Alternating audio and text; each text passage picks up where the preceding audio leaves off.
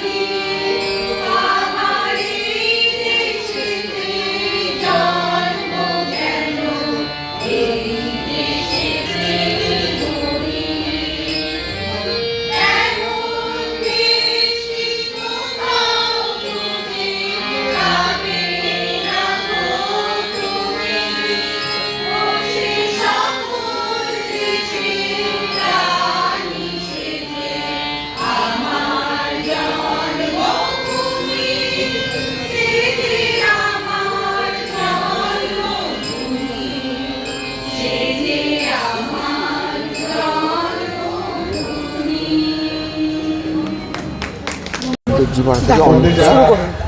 আমি বড়নগর দর্জিপাড়া থেকে অমিত দা বলছি।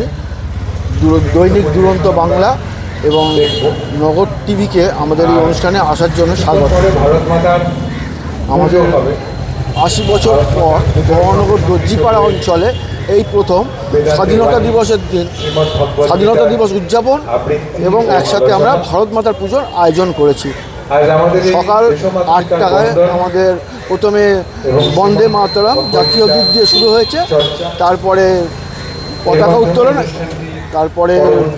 উত্তোলনের পরে হচ্ছে জাতীয় সঙ্গীত, জনগণমন অধি প্রত্যেকটা আমরা নিয়ম মেনে করেছি।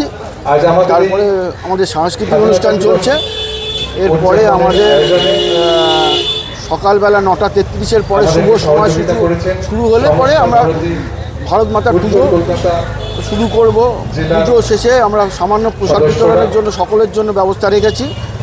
আমাদের এই অনুষ্ঠানে রয়েছে স্বাধীনতা দিবস উদযাপন সচেষ্ট পরিবার, দর্জিপাড়া, বরানগর। রক্তদান আন্দোলনের পথিকৃৎ আজকে স্বাধীনতা 80তম পদার্পণ করলো, তো সেখান থেকে দর্শকদের উদ্দেশ্যে কি বার্তা দেবেন?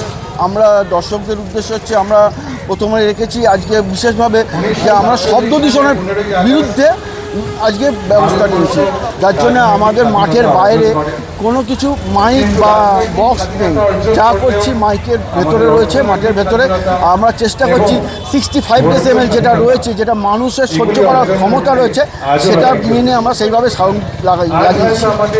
আপনার নামটা? আমার নাম অমিত দা। আজকে স্বাধীনতা দিবস, তোমার কেমন লাগছে এই দিনটা? আমার এই দিনটা খুবই ভালো লাগছে।